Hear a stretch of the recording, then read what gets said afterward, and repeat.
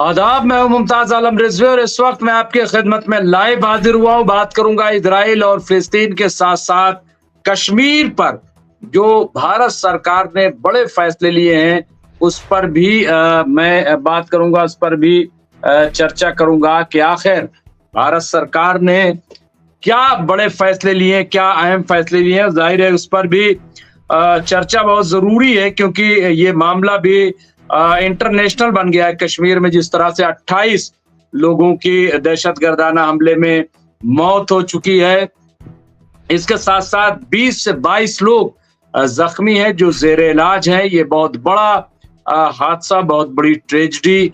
और सबसे इम्पोर्टेंट बात जो नजर आई वो ये कि कश्मीर के लोग, वहां के लोग दहशतगर्दी के खिलाफ खड़े हो गए, आवाज बुलंद की और जो नफरत का माहौल बनाने की एक कोशिश हो रही थी उस पे लगाम लगा दी गई।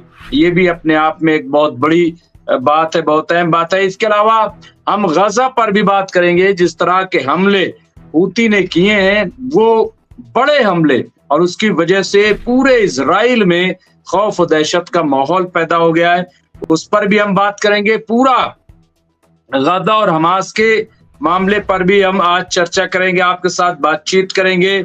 तो सबसे पहले हम आपको बता दें कि जो ये मामला है, खास तौर से अगर हम बात कर लें यहाँ जो सरकार ने इस हादसे के बाद, क्योंकि बहुत बड़ा हादसा हुआ है ये जम्मू कश्मीर के पहलगाम में, वहां 28 लोगों का कत्ल कर दिया गया। ये वाकई बहुत ही दर्दनाक है और इसकी जितनी मजम्मत की जाए कम है। जो लोग इसको ये समझते हैं कि ये इस्लाम इस तरह की तालीम देता है वो गलत है। इस्लाम कभी भी किसी को इस तरह के दहशतगर्दाना हमले की इजाजत नहीं देता। इस्लाम प्यार और मोहब्बत, अमन भाईचारे का मजहब है और इस्लाम में भी असली और नकली का फर्क करना पड़ेगा। और खास तौर से ये मुसलमानों की जिम्मेदारी है कि वो इसमें फर्क करें, वो फर्क करें कि और बहुत आसानी है। देखिए, जो यजीदी है, मैं साफ साफ कहता हूं, वो इस्लामी नहीं है। जो हुसैनी है वो इस्लामी है। तो हुसैनी का मतलब पूरे हुसैन अलैहिस्सलाम के, हजरत इमाम हुसैन अलैहिस्सलाम के नजरिए को मानने वाला, उनकी पैरवी करने वाला, वो कभी भी दहशतगर्द नहीं हो सकता। लेकिन दहशतगर्द, क्योंकि जब दहशतगर्दी की बात आती है तो वाक़या करबला याद आता है कि जहाँ पे हजरत इमाम हुसैन और उनके अहले खाना और उनके तमाम साथियों को, 72 अफराद को शहीद कर दिया गया, 3 दिन का भूखा और प्यासा रखा गया। ये सब पूरा वाकया हम जानते हैं, उसके डिटेल में नहीं जाएंगे। अब सबसे पहले भारत सरकार ने क्या कदम उठाया है, ये जो चल रही है कि पाक नागरिकों यानी पाकिस्तान के जो नागरिक हैं उनके वीजे पर पूरी तरह से रोक लगा दी गई। 48 घंटे में देश छोड़ने का अल्टीमेटम दे दिया गया है। पाकिस्तान खिलाफ भारत के 5 बड़े फैसले आए हैं। वो 5 बड़े फैसले क्या हैं, ये मैं आपकी खिदमत में इसे पेश करना चाहता हूँ। वाकई ये अपने आप में एक बड़ा फैसला माना जा रहा है, बहुत अहम फैसला माना जा रहा है जो 5 फैसले लिए गए हैं पाकिस्तान के खिलाफ। तो पहला फैसला जो है वो ये है कि पाकिस्तान के सीमा पार आतंकवाद का समर्थन रोकने तक 1960 की जो सिंधु जल संधि स्थगित कर दी गई। 1960 में जो पानी रिसोर्स का मुआहदा हुआ था उसको फिलहाल जो है वो रोक दिया गया है और ये कहा गया है जब तक पाकिस्तान आतंकवाद का समर्थन करता रहेगा, उनके साथ खड़ा रहेगा, तो ये संधि जो है, ये मुआहदा वो खत्म कर दिया जाएगा। और इससे बहुत बड़ी मुश्किल पाकिस्तान के सामने आएगी क्योंकि हिंदुस्तान से पानी जाता है पाकिस्तान और पाकिस्तान को पानी नसीब होता है। तो ये बहुत बड़ा फैसला भारत सरकार की तरफ से लिया गया है। मैं समझता हूँ कि इसका काफी असर पड़ेगा, ये काफी असर इसका पड़ेगा। और अभी हालांकि पाकिस्तान ने फौरन अपना रिएक्शन दिया था कि इसमें हम शामिल नहीं है, हमारा कोई लेना देना नहीं है। लेकिन सवाल ये है कि लश्कर तैयबा कौन है जो और उसने बाकायदा जो है वो जिम्मेदारी उसके विंग ने ली है तो और जिस तरह से नाम पूछ करके एक पूरे माहौल को खराब करने की कोशिश की, और सबसे बड़ी बात यह है कि ये कश्मीर और कश्मीरियत पर भी हमला है हिंदुस्तान के साथ साथ, और कश्मीरियों ने इस बात की गवाही दे दी, इस बात की शहादत पेश कर दी, और वहां पे जो एक लड़का शहीद हुआ है। दूसरा जो है वो बहुत इंपॉर्टेंट फैसला लिया गया है कि अटारी वाघा चेक पोस्ट को तुरंत प्रभाव से बंद कर दिया गया है। यहाँ पे वैध दस्तावेज के साथ जो लोग पहले ही पार कर चुके हैं उन्हें 1 मई से पहले वापस जाने को कहा गया है। ये भी देखिए यहाँ पे साफ साफ कह दिया गया है कि ये पूरी तरह से यहाँ पे बंद कर दिया गया है, और 1 मई तक का अल्टीमेटम दे दिया गया है कि जो गैर कानूनी तरीके से या किसी तरीके से वो भारत में आ गए हैं तो वो 1 मई तक भारत से बाहर चले जाएं, वो यहाँ न रहें। तो ये आप देखिए पूरा यहाँ मामला जो है वो साफ साफ यहाँ पे सरकार का बहुत बड़ा फैसला मैं समझता हूँ कि ये लिया गया है, और बहुत बड़ा यहाँ पे ये अल्टीमेटम है एक तरीके से जो भारत सरकार की तरफ से दिया गया। तीसरा फैसला जो लिया गया है कि पाकिस्तानी नागरिकों को सार्क वीजा छूट योजना यानी स्वेज जो है के तहत भारत में प्रवेश की इजाजत नहीं होगी।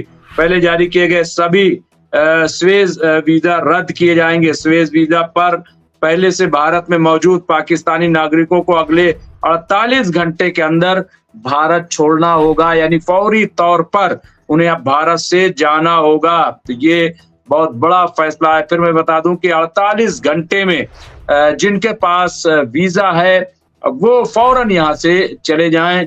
जाहिर है कि एक बहुत बड़ा फैसला भी पाकिस्तान की तरफ से, इस पर कोई रद्द अमल नहीं आया, लेकिन भारत में एक बहुत आनंद फानन में ये फैसला लिया गया है। हालांकि इस मामले में जो अपोजिशन है उसका कहना था कि इसमें ऑल पार्टी मीटिंग बुलाई जाए, ऑल पार्टी मीटिंग में बैठ करके मुश्तरका तौर पर मुत्तहिदा तौर पर कोई बड़ा फैसला लिया जाए, लेकिन सरकार ने फिलहाल जो है वो एक बड़ी कैबिनेट मीटिंग बुलाई थी जिसमें होम मिनिस्टर, जिसमें विदेश मंत्री, जिसमें डिफेंस मिनिस्टर और जिसमें कौमी सलामती के मुशीर, ये तमाम अफराद उसमें शामिल थे।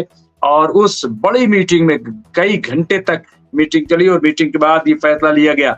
चौथा फैसला जो है वो दिल्ली स्थित यानी जो दिल्ली में वाक़े है पाकिस्तानी उच्चायोग हाई कमीशन में तैनात रक्षा और सैन्य सलाहकारों को पर्सोना नॉन ग्राटा घोषित किया गया है।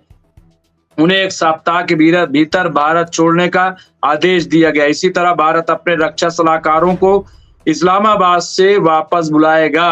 ऐसे 5 सहयोगी स्टाफ भी वापस बुलाए जाएंगे। इन पदों पर अब शून्य माना जाएगा, यानी न यहाँ कोई रहेगा, और भारत के जो लोग स्टाफ जो भारत उच्चायोग पाकिस्तान में है तो उन्हें भी भारत फौरी तौर पर बुला लिया जाएगा। यानी जो सिफारती ताल्लुकात थे पाकिस्तान के वो पूरी तरह से रोक दिए गए हैं, पूरी तरह से। तो ये बहुत बड़ा फैसला एक तरीके से लिया गया है, यानी जो सिफारती ताल्लुकात बने हुए थे, बहाल थे, उन्हें रोक दिया गया है। तो ये पुलवामा जब हुआ था, आपको याद होगा जब पुलवामा हुआ था तो भारत ने उस वक्त जो है वो एक बड़ी स्ट्राइक जो है वो की थी, पाकिस्तान को मुंह तो जवाब देने का काम किया था। और इस वक्त आप देखिए कि ये एक बड़ा फैसला लिया गया है यहाँ पे। और 5वां जो फैसला है वो ये कि दोनों उच्चायोगों में कर्मचारियों की संख्या 55 से घटाकर 30 करने का फैसला लिया गया है। ये कटौती 1 मई 2025 तक प्रभावी होगी। ये आप देखिए कि यहाँ पे एक बड़ा फैसला यहाँ पे लिया गया है। और ये फैसला जो अभी हाल में वाकया हुआ है पहलगाम में, उसी के पेशे नजर लिया गया। हम बता दें कि सरकार ने गुरुवार को सर्वदलीय बैठक बुलाई है। अब इस मामले में खबर ये आई है कि यानी कल जो है जुमेरात को ऑल पार्टी मीटिंग कॉल की है, और ये अपोजिशन लीडरान ने इसकी मांग की थी। उधर पहलगाम के बैसरन में आतंकी हमले के दूसरे दिन बुधवार को श्रीनगर से दिल्ली तक बैठकों का दौर चालू है। बैठक हो रही है। वादे रहे कि पहलगाम में हमले में 28 लोगों के, हालांकि यहाँ 26 बताया जा रहा है, लेकिन 28 लोगों के मारे जाने की खबर है। 20 से ज्यादा लोग जख्मी हैं। हमला 22 अप्रैल को यानी कल उस वक्त किया गया जब बैसरन घाटी में बड़ी तादाद में सयाह पर्यटक मौजूद थे, टूरिस्ट मौजूद थे। मृतकों में यूपी, गुजरात, मध्य प्रदेश, महाराष्ट्र, कर्नाटक, तमिलनाडु और उड़ीसा के पर्यटक शामिल थे। नेपाल और यूएई के एक टूरिस्ट और 2 स्थानीय मकामी लोग भी इसमें मारे गए हैं।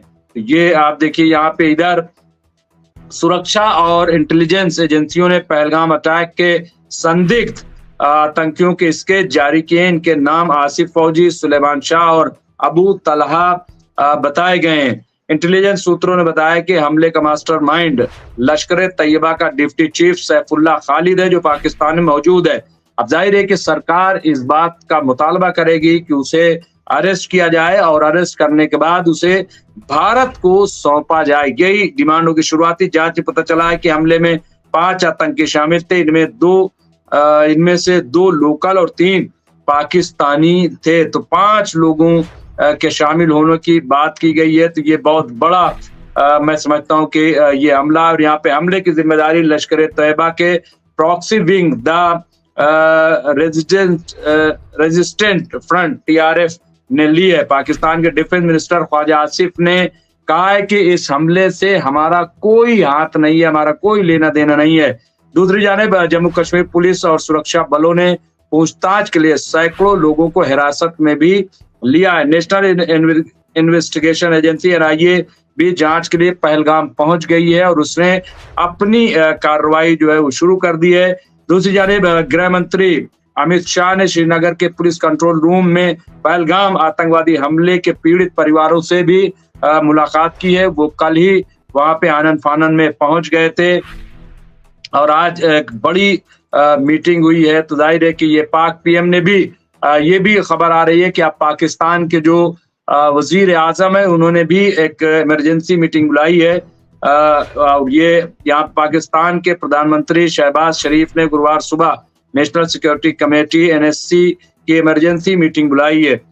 यहाँ पे आप देखिए जो बात कही जा रही है, मैं बता दूं 1960 वाला मामला, ये बहुत जरूरी हो जाता है कि इस पे थोड़ी सी चर्चा कर ली जाए, थोड़ी सी बात कर ली जाए। यहाँ पे देखिए 1960 में भारत के प्रधानमंत्री जवाहरलाल नेहरू और पाकिस्तान के राष्ट्रपति अयूब खान के बीच ये समझौता हुआ था। समझौते में सिंधु बेसिन से बहने वाली 6 नदियों को पूर्वी और पश्चिमी हिस्से में बांटा गया था। पूर्वी हिस्से की नदियां रावी, ब्यास और सतलुज के पानी पर भारत का पूरा अधिकार है। पश्चिमी हिस्से की नदियों सिंधु, चिनाब और झेलम का 20% पानी भारत रोक सकता है।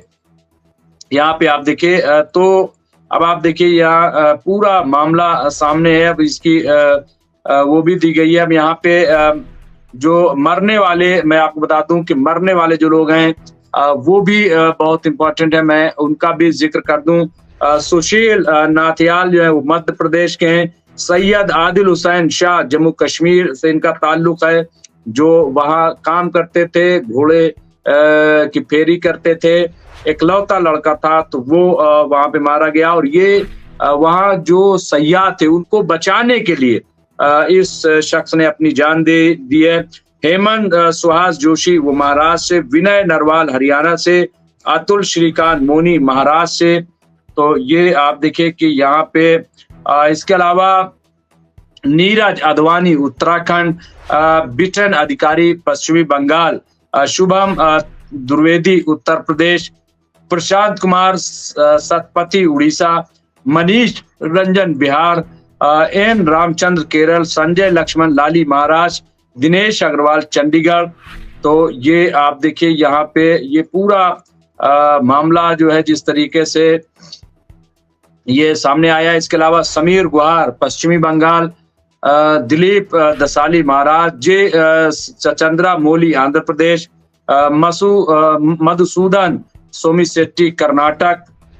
ये आप देखिए ये पूरा मामला, संतोष जागदा महाराष्ट्र, मंजूनाथ राव कर्नाटक, कस्तूबा गवंतोय महाराज, भरत भूषण कर्नाटक, सुमित परमार गुजरात, और यहाँ पे तेजे लिंग अरुणाचल प्रदेश, और शैलेश भाई कलाटिया गुजरात, यतेश परमार गुजरात।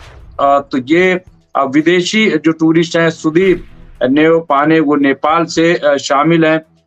घायल भी इसी तरीके से। तो ये आप देखिए पूरा मामला ये आपके सामने हमने पेश कर दिया।